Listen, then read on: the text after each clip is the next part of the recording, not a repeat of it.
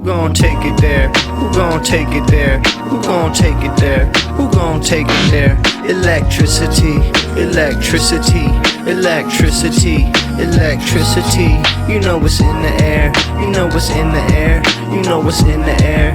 You know what's in the air. It's possibility. It's possibility. It's possibility. It's possibility. All right, so Hasan Piker did an interview with Chris Smalls. Chris Smalls is the labor organizer who organized a union at Amazon, the first ever. That was a few years back, maybe in 2021 that happened. And since then, Chris Smalls has been doing a lot of traveling, kind of out of the spotlight for the most part, to the point where some people were wondering where he was at and what he was up to. And what it seems like he was doing is creating different connections with different movements and unions worldwide. So he would pop up in random places, and recently has been showing a lot of solidarity with Palestine, and was on the most recent flotilla that attempted to breach the blockade, which has been attempted many times. The last time it was by Greta Thunberg and other activists with her, and then another group of activists tried to pierce it again. Chris Smalls was in that group. They were arrested just as Greta Thunberg and the people with her were arrested before, except this time Chris Smalls said that he was assaulted. Everybody else there said that he was aggressively assaulted by the IDF when they stepped on the boat. And Chris Smalls says that they choked him, they beat him, they were making racial remarks to him, as well as putting him through psychological torment, which it seems that he's saying that he was specifically targeted for that. So he's got an interesting story, and this is the most that he has spoken up in the media since, I believe, he originally organized the Amazon union, although I'm sure that there have been times in the meantime that he's made appearances. For the most part, he's been out of the limelight, and so I think he's been putting in a lot of work, sort of wrapping himself in various movements in connection with the labor movement in order to try to create a network of international solidarity, inter-movement solidarity, and that's really important stuff. So we'll see where that goes. But for now, let's listen to this interview that Hasan did with him at a Detroit conference. This is the People's Conference for Palestine, which is a yearly conference in Detroit. They had Mahmoud Khalil speak there, Hasan Piker, Chris Smalls, all spoke. And this is an interview that happened behind the scenes between Hasan and Chris Smalls. I was captured along with the 21 volunteers on the Handela mission a few weeks ago. I spent 5 days in Israel's prison. I was the only black passenger on the Handela, so the treatment of me and my Arab brother Hatem from Tunis was completely different. I was assaulted by 7 authorities from the immigration department, thrown to the ground. They put their knee in my back, they put both my arms behind my back, they used my chains to choke me. They slammed me to the ground a few times. They put me in a separate room, put me up against the wall face first, and they said some racist remarks saying that they're nothing like me. They obviously was talking about my skin color. And they dropped me off at the border of Jordan when we were released from prison. 5 days later, it's no coincidence that I was the last to be released. And we went through psychological torture, from them punishing us for being on a hunger strike, to them raiding us with the raid unit inside the prison, and to them lying to us every single day. It was What were they saying?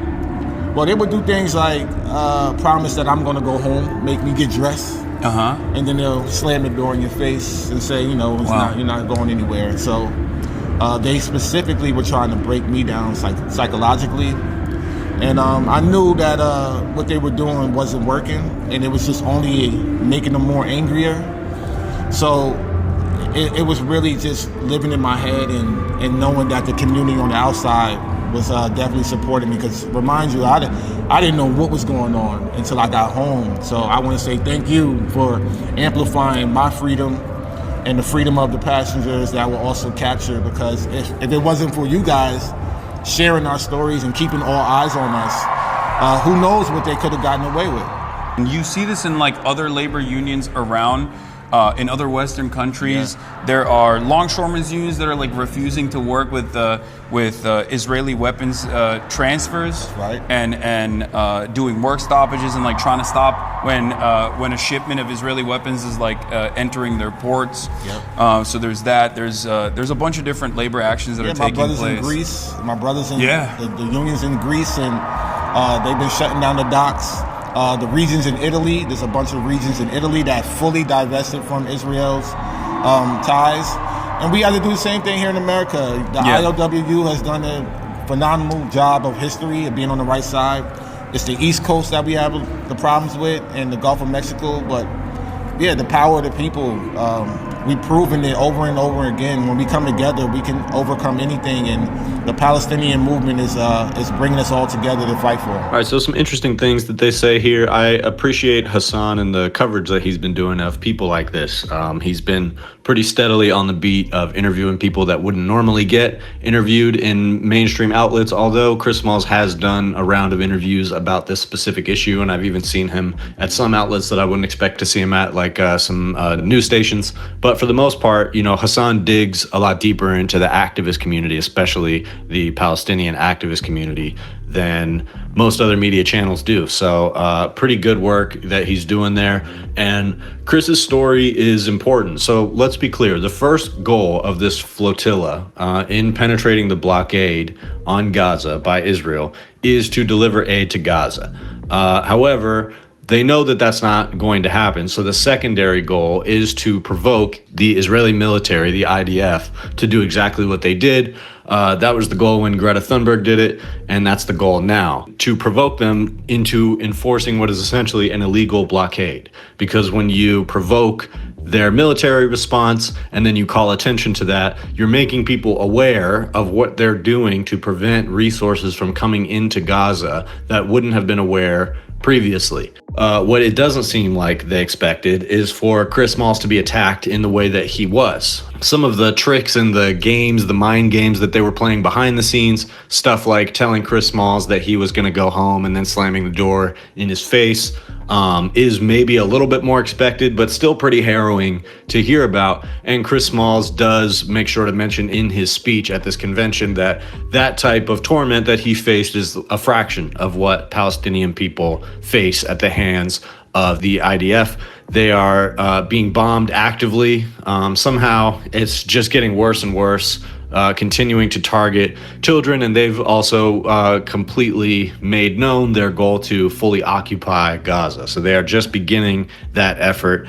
There's only going to be more death and more genocidal war crimes that take place in the course of this, and don't expect Donald Trump or anybody currently in the government to intervene unless they're forced to. That's just simply where we're at. So the other interesting thing that they mention here is the connection between labor and the Palestinian movement, which is something that I've been interested in for a while.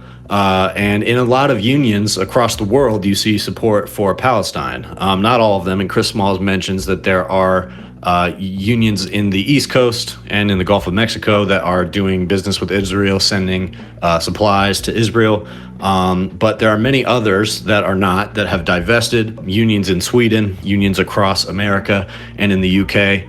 And especially in America, it stands to reason that you would ask why. Why would labor unions protecting American workers be interested in supporting Palestine? And to me, the answer is pretty simple, which is democracy. The more democratic your process is, the more you're going to be opening the door to lesser and lesser enfranchised voices to have more space within your democratic process, even if the people included in your democratic process are not necessarily of that stripe, but especially if they are.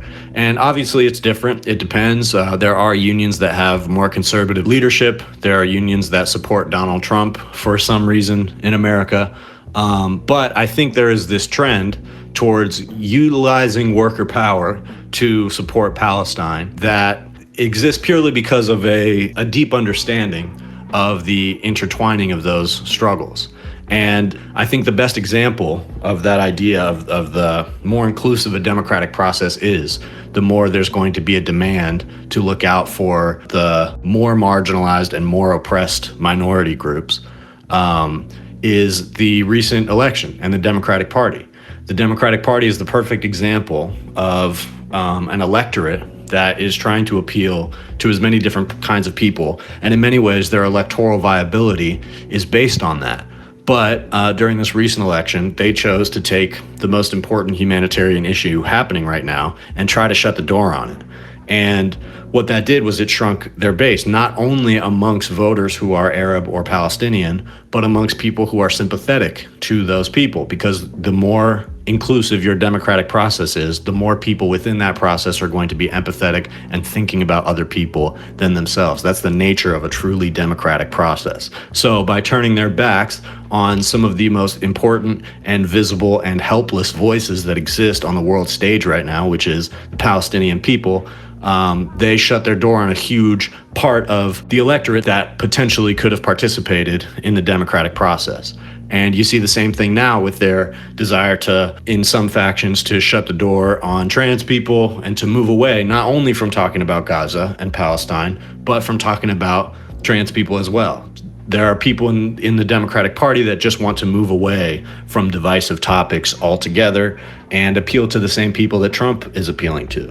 But at the end of the day, the only thing that is going to make the Democratic Party or any party like it work is maximum levels of inclusivity. You're not going to beat the Republican Party by being better at appealing to white people. You have to be better at appealing to a broad base of people and bring as many people into that tent as possible, and not shut the door on your biggest bases of support and the issues that they care the most about.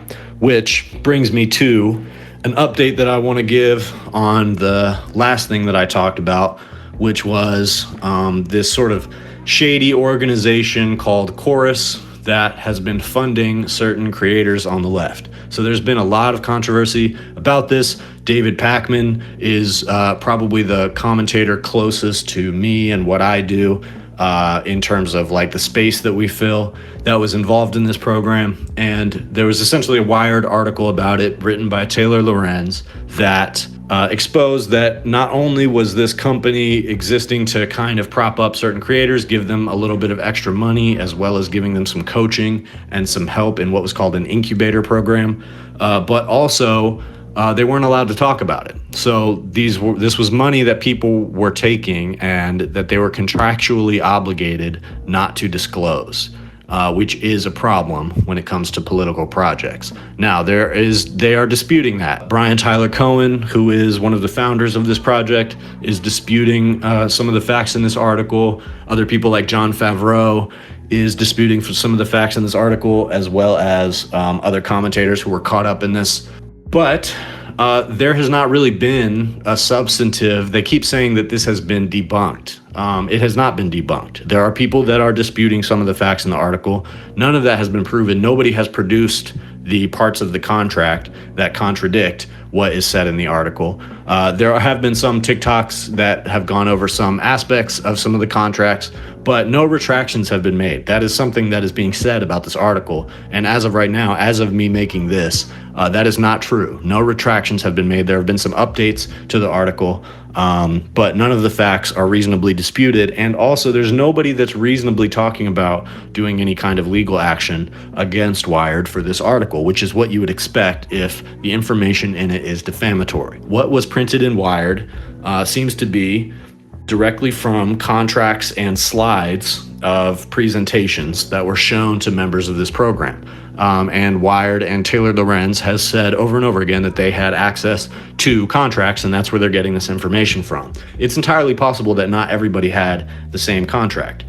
David Pakman has said that he didn't have to tell anybody what he said or run anything by them, which is one of the claims that's in dispute. And there is some very particular language used in what is reproduced in the article, saying that they cannot use funds that were given to them by this organization to produce content that they haven't reviewed or something like that. So very specific language. In other words, if you're giving somebody money if they use that money directly to interview Zohran Mamdani, for example, that would be a problem for the company. But supposedly, if they don't use the money, then they don't have to. Again, that seems like very particular language that's aimed at evading having to disclose these political expenditures.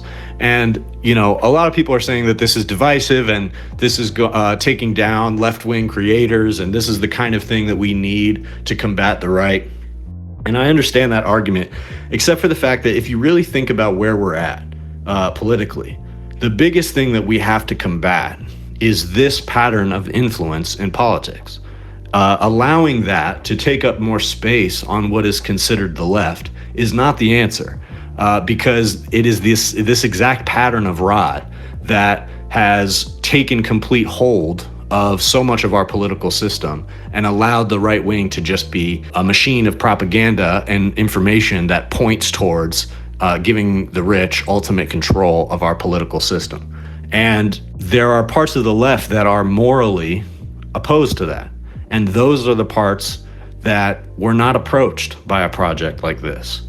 And so that's just important to think about.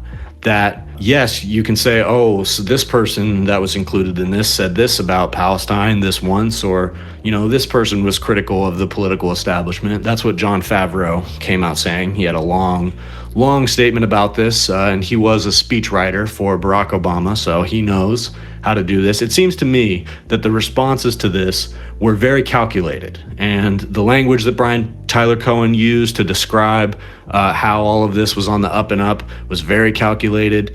And there have been repetitive messages issued by the people involved in this program indicating that they were given some kind of instructions behind the scenes about what to say, using the word debunked, and saying that this was meant to hurt and cost them subscribers, etc. And so it seems like, you know, there are people who are skilled at messaging and skilled at legalese who are telling these people what to say. But meaningfully, the facts of the article are not being disputed. And as Taylor Lorenz has pointed out, she did not change anything or retract anything in her article, but rather the lawyer for this organization reached out for comment after the article was published and asked that she put in things about a slideshow that told people what to say if they were asked about Chorus as a program. So do I think that this is the biggest deal in the world and there aren't more important things than this? No, that's not what I think. But I do think, though, that there's a battle going on for the center. And I don't mean the center like voters who are in the center or the so-called center, because nobody knows what the center is right now. But this is about a battle for what is the center. Because what is considered the center right now is essentially center-right, and it's creeping further to the right. The right wing and the money being funneled into it has been very successful at dragging the center of the country to the right. And so in some ways, what the goal of the 1630 Fund and this Chorus program is to drag the center of the country further left to something that's more focused on democracy, voting rights, abortion rights. So those are all good things, except me personally, what I believe should be the center is like Bernie Sanders. That should be the center of United States politics. You can go further left than that, for sure, but the Bernie Sanders position, people should have healthcare, people should have housing, and businesses that exist in the United States, trillion-dollar, billion-dollar corporations, should not exist at the expense of people who are suffering without those things. And in fact, those programs should exist at the expense of those businesses and people. That's common sense. That's the center. And so if this program, and a program like this that's very well funded, wants to drag people to the left from where they're at right now, that's good. But if it ultimately results in further entrenchment of the current powers that be within the Democratic Party that are resistant to the common sense Bernie Sanders positions, that is bad.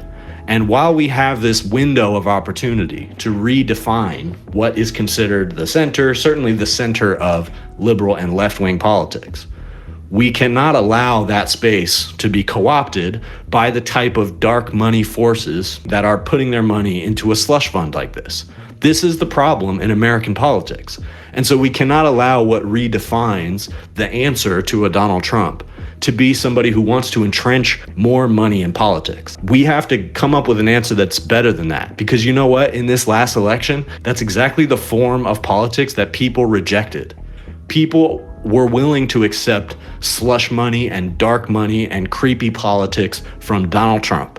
But they don't want that from Democrats. And they've told you that over and over again, that if they're gonna get slush fund creep politics, they'd rather get it from somebody like Donald Trump. And they don't care what ghoul on the Democratic side you put up, they're not having it. 2020 was an exception. And this 1630 fund was one of the major forces behind the 2020 election, the organizational forces that helped to push Biden across the finish line. So they have successfully aimed at defeating Donald Trump in the past, but they were also involved in the failure of the Democratic establishment to meaningfully answer to Donald Trump in the wake of the political disaster that they created by propping up Joe Biden. So if these forces were willing to acquiesce to the real bases of power in the party and the movements that are happening within the party, we would not be in the situation that we're in currently.